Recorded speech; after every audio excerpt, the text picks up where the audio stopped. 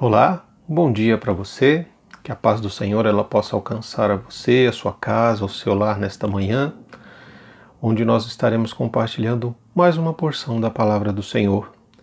Eu quero te convidar, nesse momento, a abrir a sua Bíblia no capítulo 17 de Jeremias.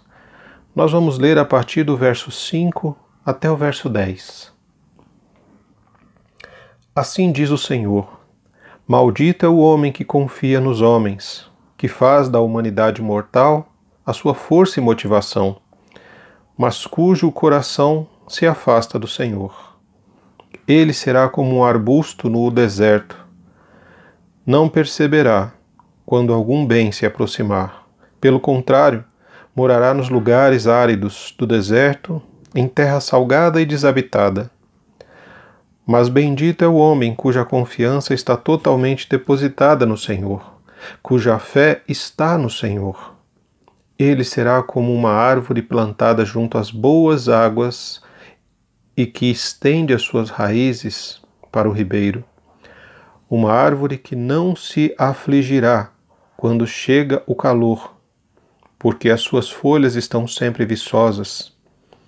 Não sofre ansiedade durante o ano de seca e nem deixará de dar seu fruto. Ora, que há de mais enganoso e irremediável do que o coração humano? E sua doença é incurável. Quem é capaz de compreendê-lo? Eu, o Senhor, sondo profundamente o coração e examino a mente dos homens, a fim de entender cada pessoa de acordo com a sua atitude, conforme as suas obras. Um texto realmente interessante e profundo. Quando nós pensamos na palavra de Deus, nós vemos a figura de um espelho. Todas as vezes que nós nos aproximamos de um espelho, ele revela quem nós somos. Se existe algo de sujo no nosso rosto, na nossa face, se existe alguma deformação, mas a palavra de Deus ela vai muito além do que simplesmente mostrar quem nós somos, mas ela também nos mostra quem deveríamos ser. E essa distância entre quem nós somos e quem deveríamos ser nos causa muitas vezes tristeza, preocupação, dúvidas. Aonde nós erramos? Como temos falhado? Como podemos fazer para alcançar aquela pessoa que o Senhor tinha como propósito para que nós fôssemos? Como voltar ao caminho se nós já nos afastamos tanto dele? A Bíblia ela nos ajuda a entender de onde nós viemos, o que estamos fazendo aqui e para onde estamos caminhando. Quando observamos no Éden, nós vemos exatamente essas questões. O ser humano vivia num momento de harmonia, de vida, de relacionamento íntimo e profundo com Deus e com o planeta. Até o momento em que esse ser humano toma uma decisão de viver independente do Senhor, de tomar as suas próprias decisões. O ser humano ali toma uma decisão de querer ser o seu próprio Deus.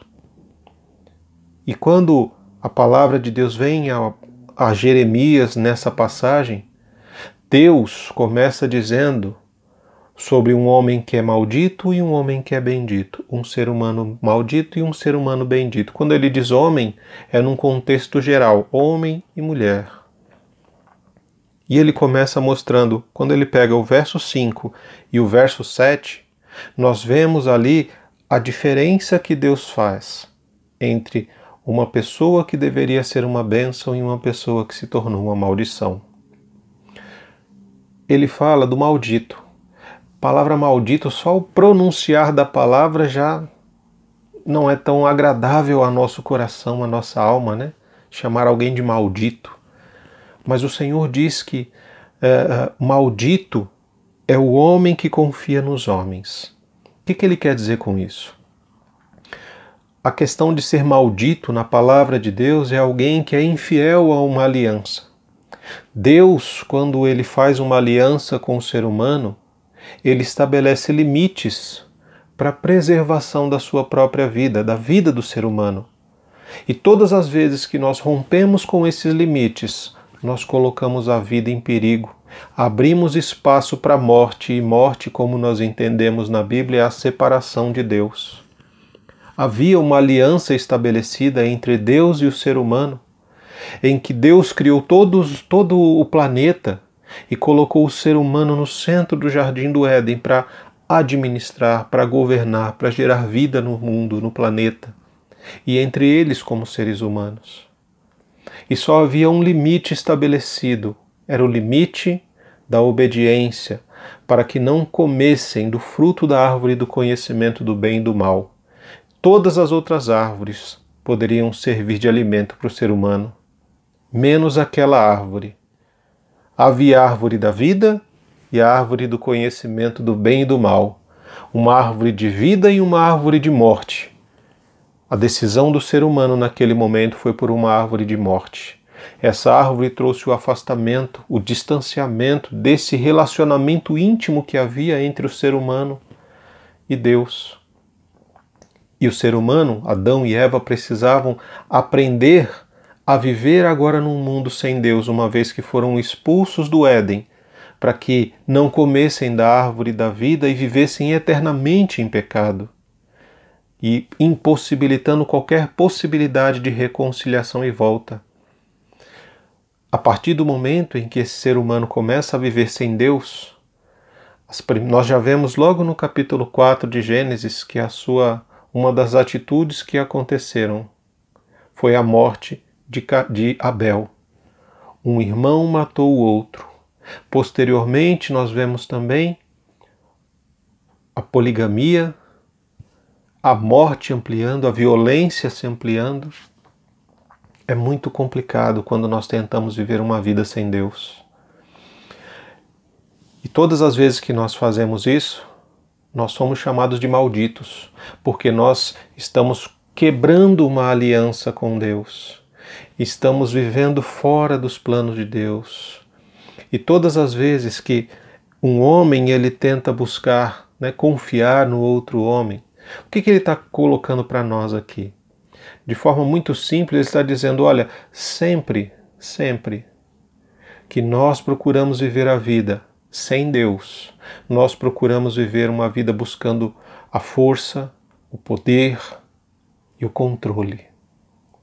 Isso é muito difícil nos nossos relacionamentos. Imagine um relacionamento onde você obriga, nos seus relacionamentos, as pessoas, você quer que elas busquem você, que elas procurem você pela força. Elas são obrigadas a buscar você, a buscar conselhos em você, a buscar direção em você. Ou a questão do poder num relacionamento, quando nós queremos sempre discutir e a última palavra é sempre nossa. Nós queremos o poder. As pessoas devem nos seguir por medo, devem nos obedecer por medo. Ou controle, saber quem é, o que faz, para onde foi, o que fez. Ter o controle ao ponto de sufocar as pessoas, de tirar a liberdade do outro. É esse tipo de vida que o ser humano adotou a partir do momento em que ele passou a viver num mundo sem Deus. E as suas atitudes, elas refletiram morte, elas refletiram doenças, eles refletiram violência, medo, desespero. Viver sem Deus é viver uma vida constante, dominado pelo medo, pela vergonha e pela fuga de Deus. Esse homem que confia no homem é chamado de maldito, porque é um homem que se acha forte o suficiente para viver a vida sem Deus. Ele confia no seu dinheiro, confia no poder que ele tem, confia nos seus contatos, confia no relacionamento, deposita os seus sonhos, as suas esperanças, os anseios e as necessidades do seu coração em outras pessoas, em outros seres humanos. E constantemente essa pessoa é decepcionada, é frustrada, ela é amargurada. Porque o ser humano ele não tem como corresponder aos anseios do coração do outro. Ele não tem como corresponder àquilo que é necessidade do ser humano. a completude do vazio que existe dentro de cada um de nós, que só pode ser preenchido pela presença do seu Criador, Deus. E à medida que esse ser humano ele vai reagindo de forma ruim, a motivação do seu coração ela se torna ruim, as suas atitudes se tornam péssimas, gerando morte, gerando tristeza, gerando amargura. E o seu coração cada vez mais vai se afastando de Deus. E quando ele chega diante do espelho, ele já não consegue mais ver a face do Senhor refletida nele, mas ele vê sim uma face totalmente deformada pelo pecado, pela morte, pela dúvida, pelo rancor, uma face marcada pela amargura, pela tristeza, pelas dores e sofrimentos que são consequências das suas próprias atitudes. E o Senhor fala do homem que é bendito, no verso 7. É aquele que deposita toda a sua confiança, toda a sua fé no Senhor. Os seus sonhos estão em Deus. A sua vida está guardada em Cristo.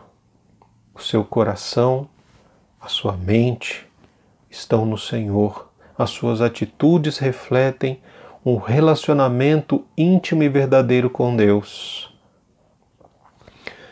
E nesse contexto do versos 5 e 7, nós vemos um Deus que é amoroso, um Deus que é redentor, um Deus que conforta o coração desse homem que é chamado de bendito. E da mesma forma ele estende esse conforto, essa consolação ao maldito, mas ele o recusa. O problema do maldito não é conhecer Deus, mas é rejeitar Deus, é rejeitar o amor de Deus, é rejeitar o cuidado de Deus, é rejeitar depender de Deus. Esse é o problema do maldito, que vive uma vida de infidelidade, é o adúltero, é aquele que diz ser igreja e noiva de Cristo, mas vive numa vida de adultério com outros deuses, adora a tecnologia, adora o dinheiro, adora deuses falsos, adora o seu próprio eu, o seu próprio ego. É o traidor, o adúltero. É aquele que diz ser um cristão. Eu amo a Jesus, eu amo o noivo Cristo, mas quando você olha de repente na sua carteira ele tem a foto de um outro Deus, um outro a quem ele se relaciona, alguém com quem o seu coração está realmente comprometido. Quando nós observamos o verso 6, ele vai falar de um arbusto, um espinheiro no meio do deserto. E esse espinheiro ele representa a vida desta pessoa que está longe dos caminhos de Deus, que está com um relacionamento corrompido com Deus. A raiz desse arbusto está numa terra seca, árida, que não gera vida, uma terra dominada pela secura, aquela terra rachada. E essa terra rachada só produz um espinheiro. Essa é a vida do ser humano sem Deus. É uma vida que só produz espinhos. E uma vida que produz espinhos, ela é complicada, ela é difícil de ser vivida. Se nós observarmos, por exemplo, o dilema do porco-espinho, quando chega o inverno, ele precisa tomar decisões, porque ele vive uma vida tão complicada, cheia com seus espinhos, que se ele, no momento do inverno, ele ficar sozinho, ele vai morrer de frio. Mas se ele de repente tentar se achegar a um outro porco-espinho, ambos irão se machucar por causa dos espinhos que os dois produzem. Então ele tem o dilema de ou morrer de frio ou se machucar nos relacionamentos.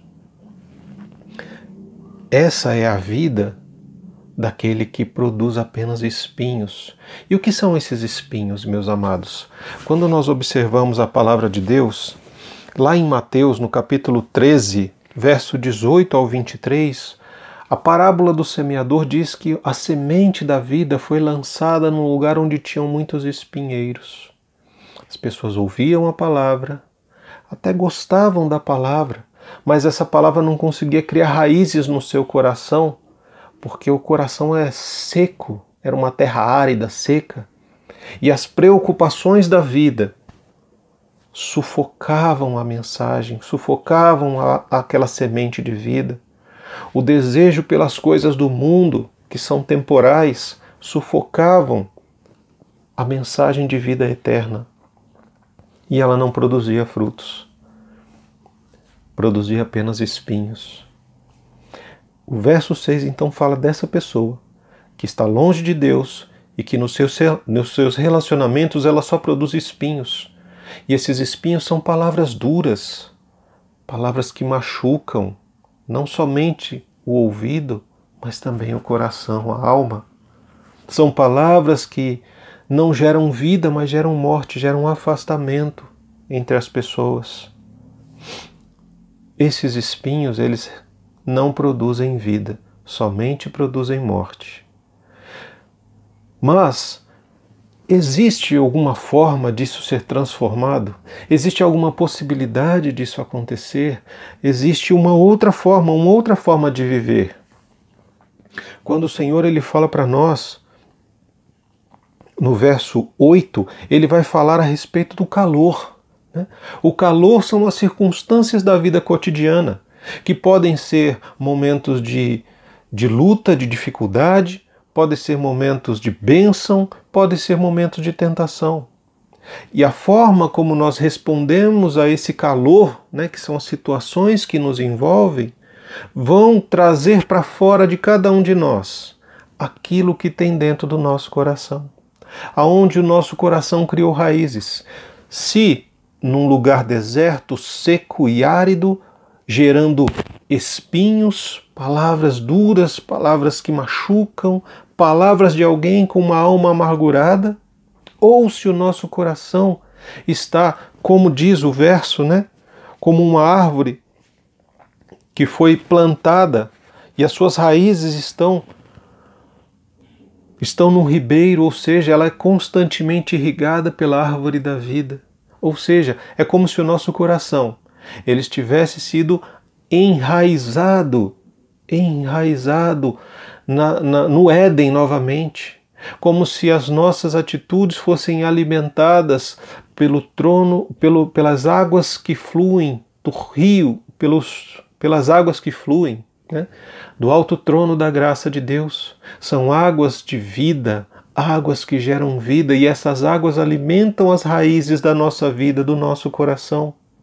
E à medida que as raízes do nosso coração, elas são alimentadas pela água da vida, elas produzem frutos, elas têm folhas que estão sempre verdes, mesmo nos tempos em que de seca, de grande calor, nós não deixamos de dar frutos, nós não deixamos que as nossas árvores, a árvore da nossa vida, ela se torne seca, mas nós sempre temos uma boa palavra, nós sempre temos um sorriso, nós sempre temos um olhar bondoso para com as pessoas, estendendo sempre ajuda àquele que é necessitado, demonstrando de forma prática o verdadeiro cristianismo que nós aprendemos com Jesus. É a diferença entre o maldito e o bendito, entre o espinheiro e a árvore que foi plantada na beira de um ribeiro. Uma gera espinhos, a outra gera frutos. Uma nem tem folhagens e a outra, as folhagens estão sempre verdes.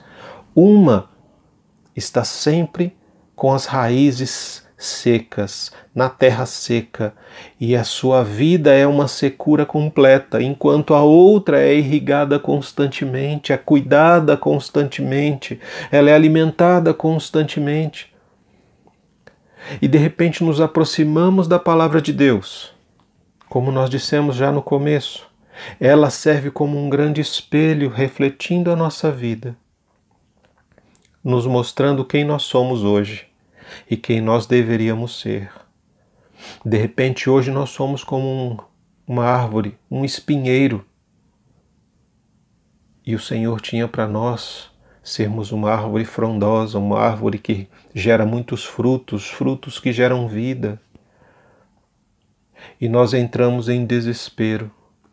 E o que fazer quando nós vivemos num mundo como o nosso, um mundo caído, um mundo em que o ser humano escolheu viver independente de Deus, tomando as suas próprias decisões, e nós vemos o caos em que ele tem se tornado.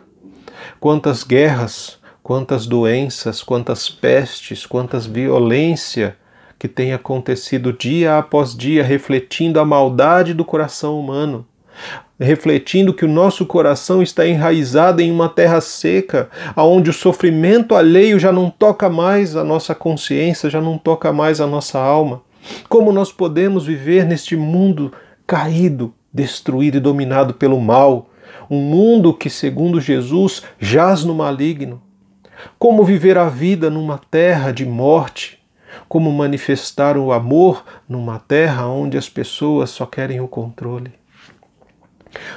O Senhor Jesus, por meio da palavra aqui dada a Jeremias, Jeremias era alguém como nós, amados.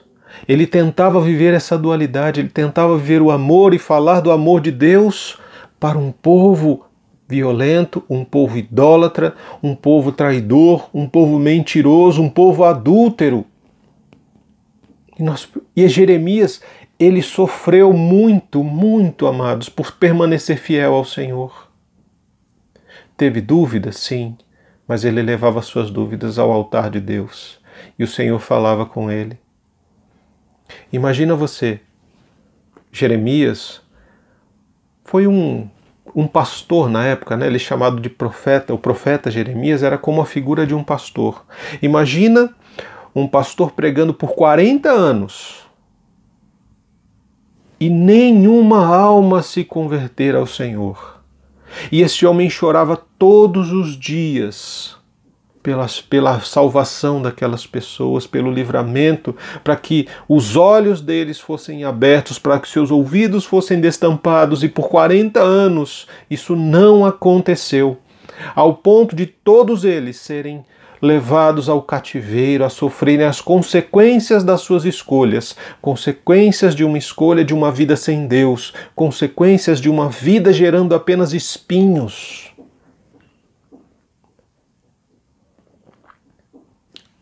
Quando a palavra do Senhor vem a Jeremias, no capítulo 17, o Senhor ele dá um diagnóstico.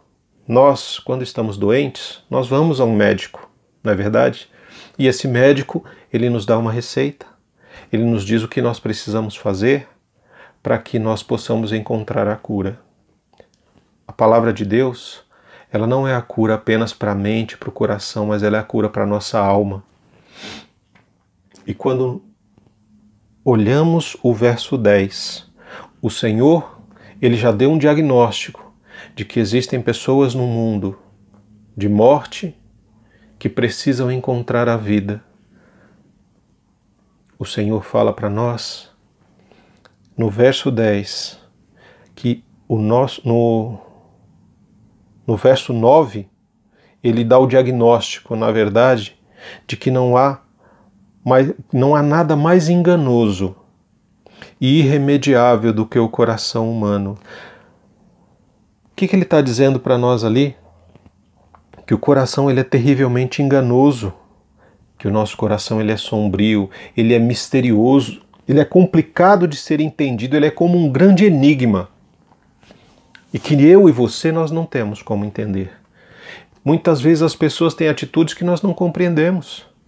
Por que alguém fez isso? Por que aquela pessoa fez aquilo outro? Aquele, de repente, como nós vimos nesses últimos dias, oficiais nos Estados Unidos que mataram um ser humano pelo simples fato de ser um negro, pelo simples fato de ser de raças diferentes. Enquanto aquele homem clamava por misericórdia, que ele estava sendo sufocado, pedindo, olha, por favor, tira o seu joelho do meu pescoço, porque eu estou sufocando, eu não estou mais aguentando. Aquele homem, um policial, permaneceu com o joelho no pescoço daquele cidadão negro, enquanto outros 3 policiais consentiam no que estava acontecendo e outras pessoas apenas filmavam. É o mundo que nós vivemos. o mundo em que nós vivemos, mais vale registrar aquilo do que acolher o outro no seu sofrimento. Mais vale eu dar uma cesta básica e tirar foto daquele que está recebendo e de mim que estou dando para postar nas redes sociais, do que simplesmente estender o amor. Deus nos diz que o nosso coração ele é enganoso. Qual é a motivação, né? Ele diz que ninguém é capaz de compreender a não ser Ele.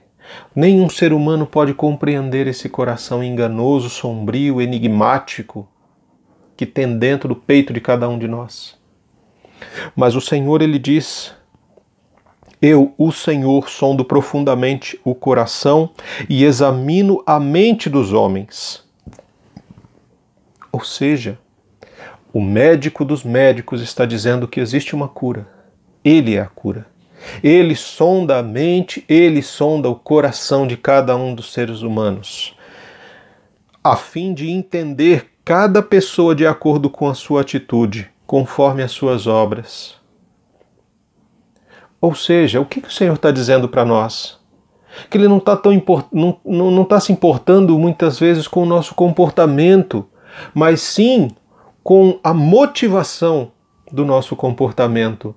Jesus, Deus, Ele não está preocupado, amados, em tratar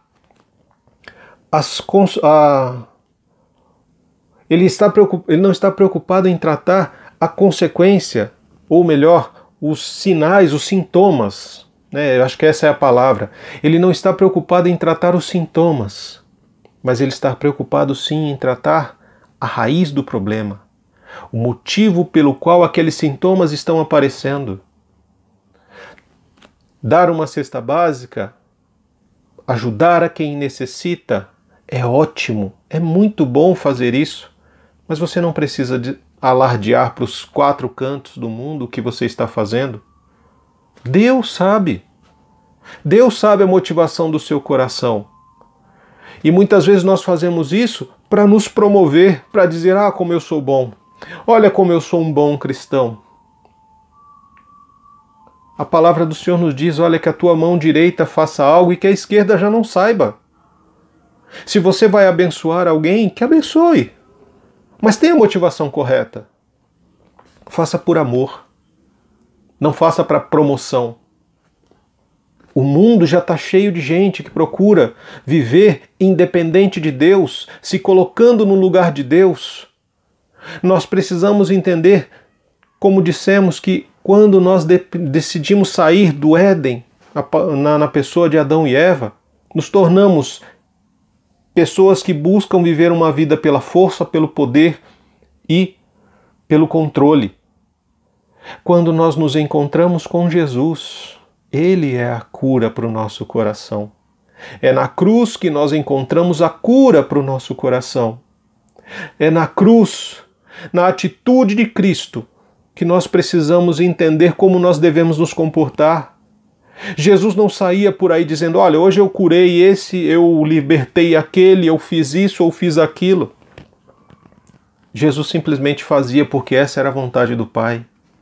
Aquele que recebeu, que ele sabe o quanto estava necessitado e quão grato ele será a Deus por ter usado você como um instrumento dele para abençoar vidas.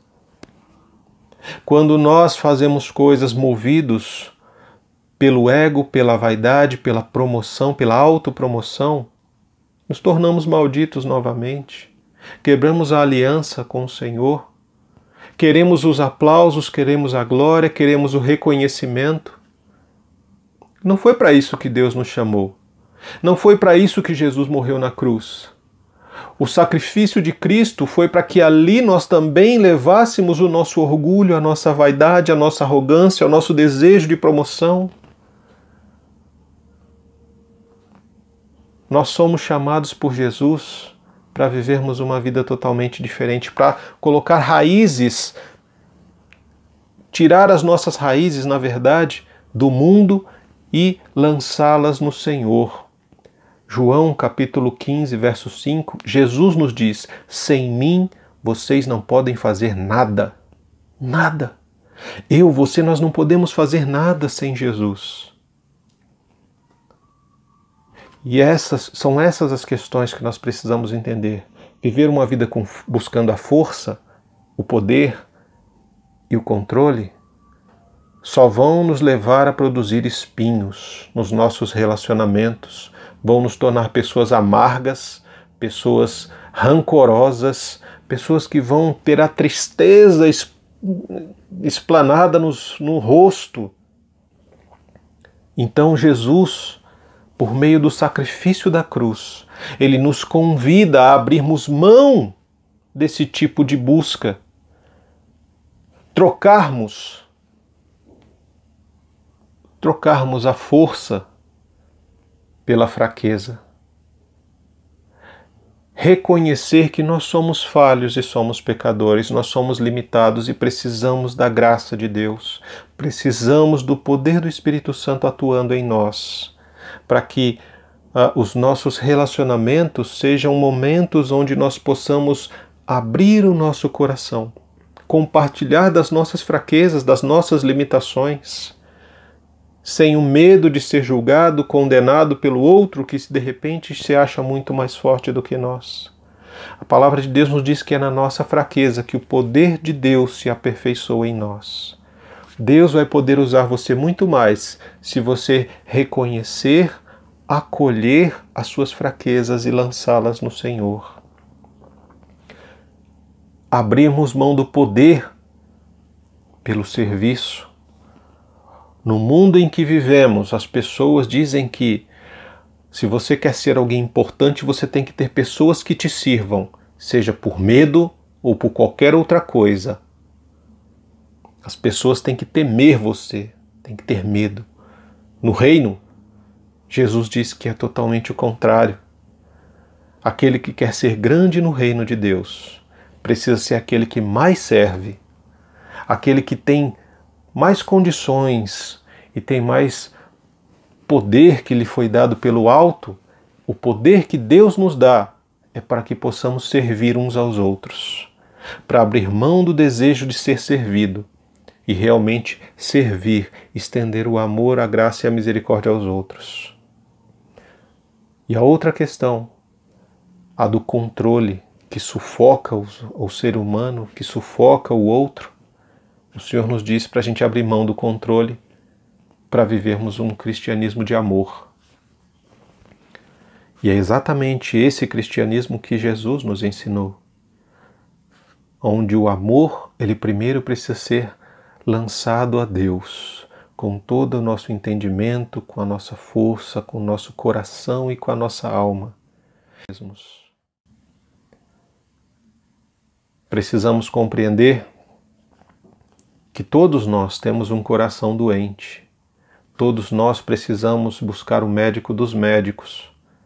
Precisamos tomar o remédio da cruz para matar o pecado que habita em cada um de nós, para matar esse desejo de autopromoção, para matar esse desejo de viver independente de Deus, para reconhecer que as raízes da árvore da nossa vida precisam estar enraizadas na verdadeira árvore da vida, que é Jesus.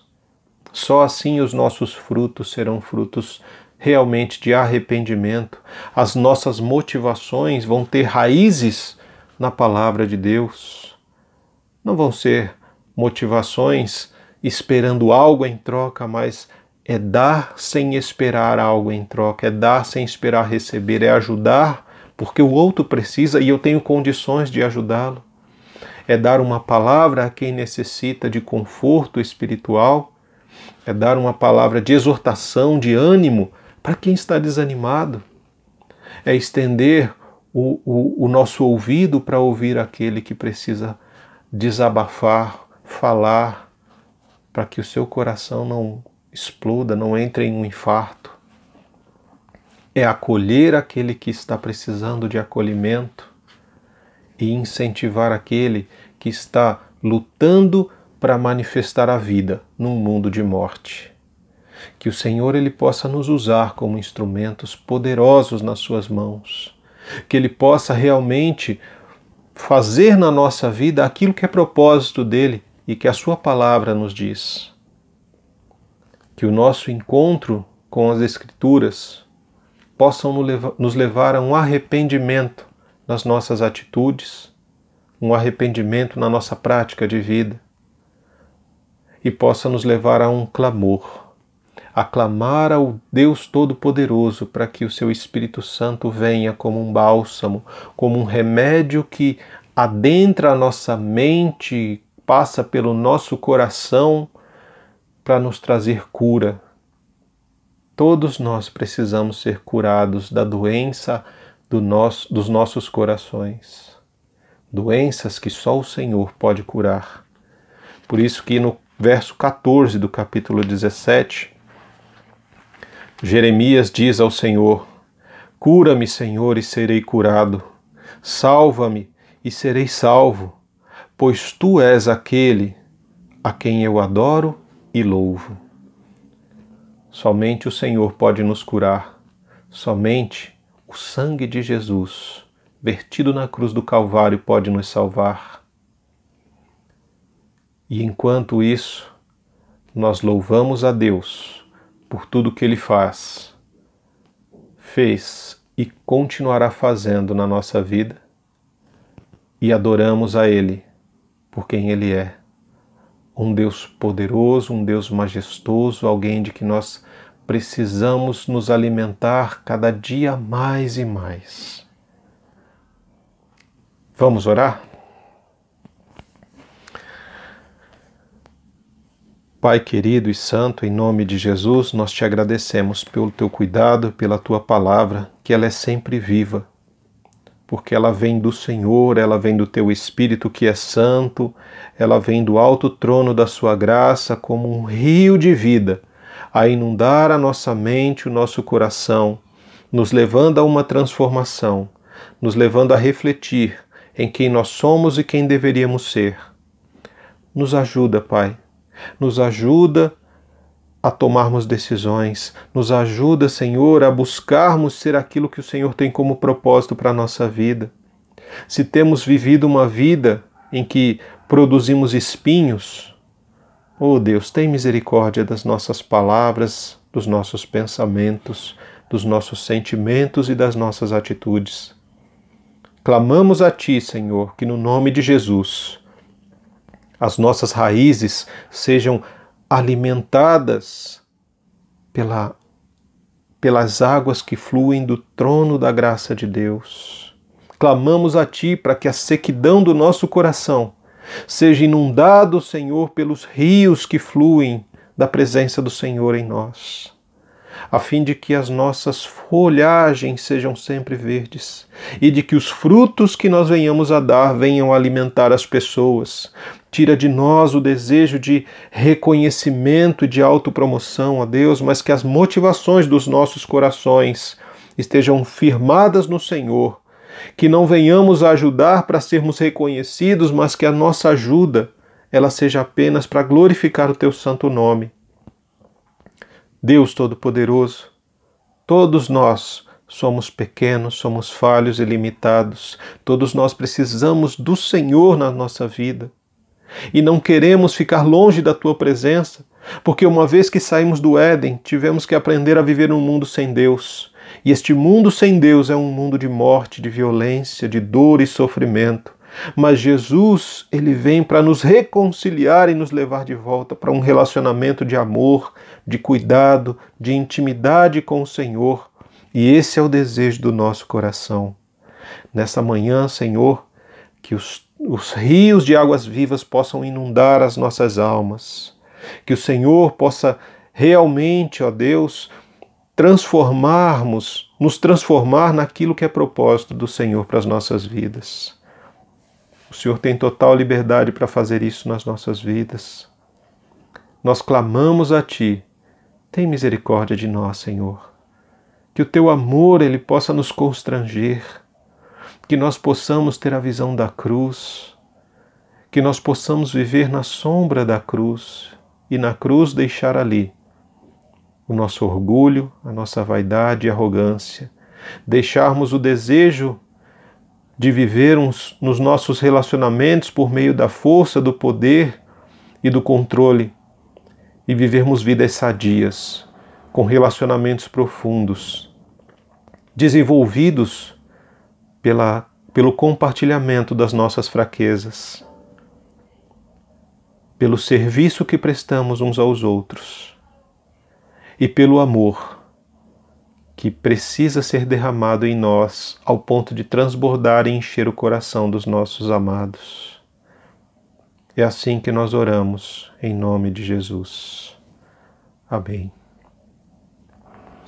Que o Senhor te abençoe, te guarde, te proteja, que as bênçãos do Senhor cheguem à sua casa, à sua família, que o teu coração seja grato a Deus por o que Ele faz e por quem Ele é.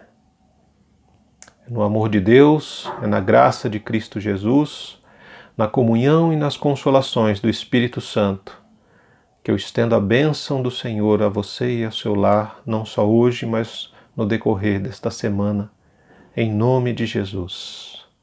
Amém.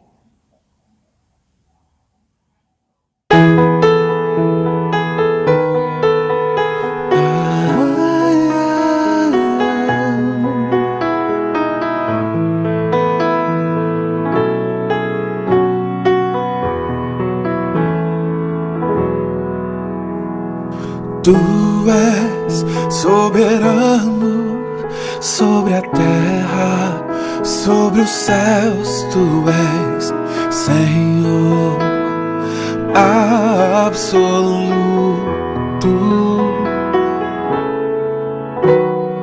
Tudo que existe acontece. Tu sabes muito bem. Tu és tremendo,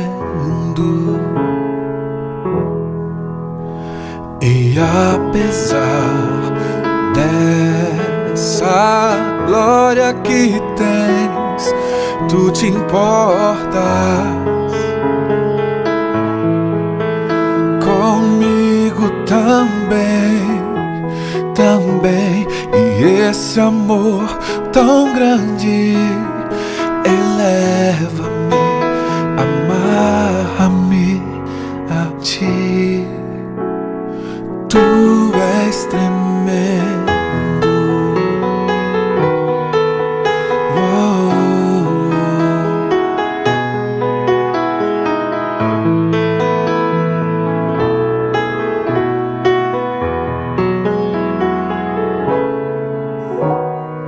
Tudo que existe e acontece, tu sabes muito bem. Tu és tremendo,